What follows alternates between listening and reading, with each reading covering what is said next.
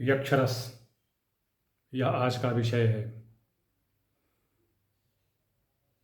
ये यक्षरस जो है यक्ष पूजा का एक विधान है। ये यक्ष लोग कैसे करते थे, क्योंकि सबका अपना अपना विधान था।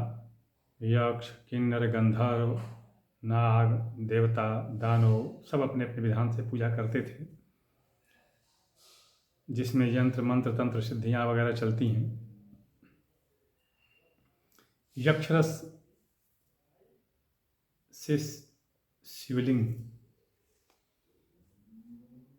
का केवल टीका, ये यक्ष तो नाम दिया गया है, लेकिन ये गंधर्व लोग भी इसी तरह से पूजा किया करते थे और मनोवांछित वर प्राप्त किया करते थे भगवान शिव से। जहाँ तक देखने में आया है, यक्ष, किन्नर और गंधर्व ये तीनों का विशेष विधान रहा है, किंतु यक्ष लोग इससे ये विशेष परिचित थे और इससे पूजा करते थे और भगवान शिव को लगभग वश में कर लेते थे और उनसे मनोवांछित वर पाते थे।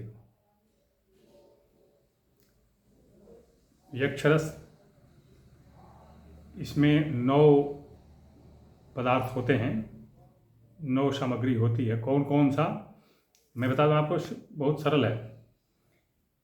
बेलपत्र, तुलसी पत्र, दोनों चंदन मतलब लाल और सफ़ेद, शुद्ध गाय का घी, शहद, काली हल्दी, गुड़ और शाली चूर्ण। शाली चूर्ण मतलब चावल का चूर्ण होता है।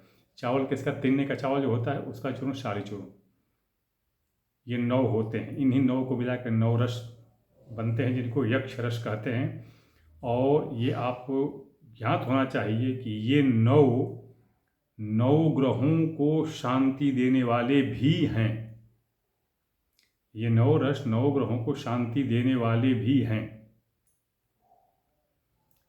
और इससे 9 तरह की बाधाएं दूर होती हैं, जैसे दुष्ट ग्रह की शांति, भूत पिशाच हो, बेताल, रोग, दरिद्रता, अकाल मृत्यु, भय, मतलब 9 तरह की व्याधियाँ इससे दूर होती हैं।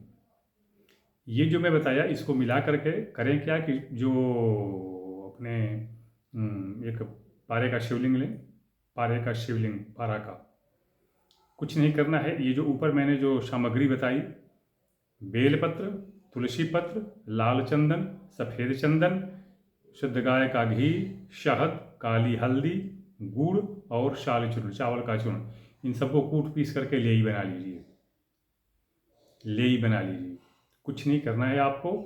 शिवलिंग को धोना है, कोई स्थापना नहीं कहीं, कोई कुछ नहीं। शिवलिंग को धोना है और तांबे के बर्तन में, तांबे के प्लेट में छोटे से में इनको रखना है और उस पर इसी जो लेई बनाए थे सिर्फ तिलक लगा देना है।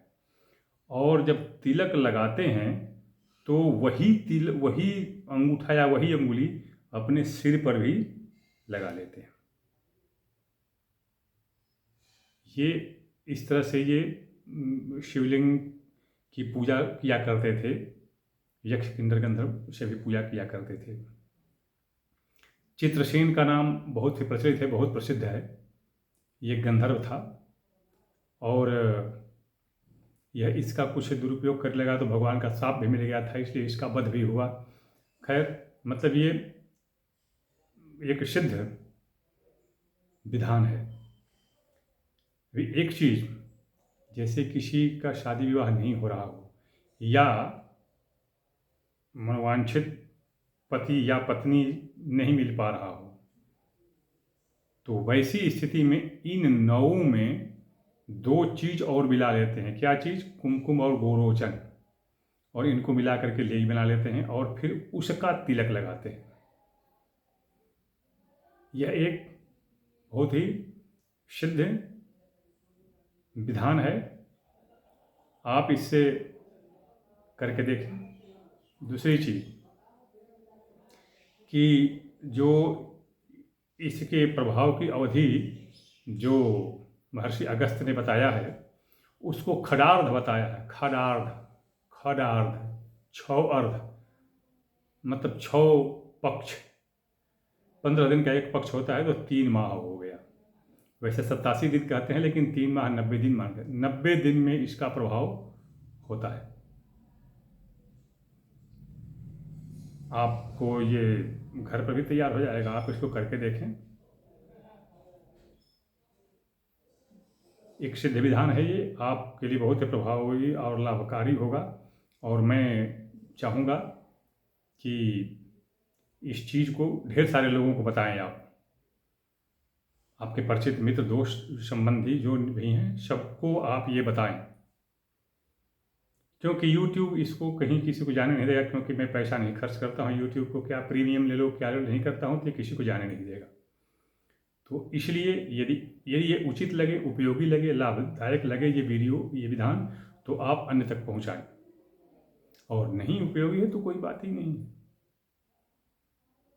वैसे अगर किसी को इसमें समस्या है तो आप पूछ सकते हैं। मैं अपना व्हाट्सएप नंबर भी यहीं पर दे रहा हूँ, 9889649352।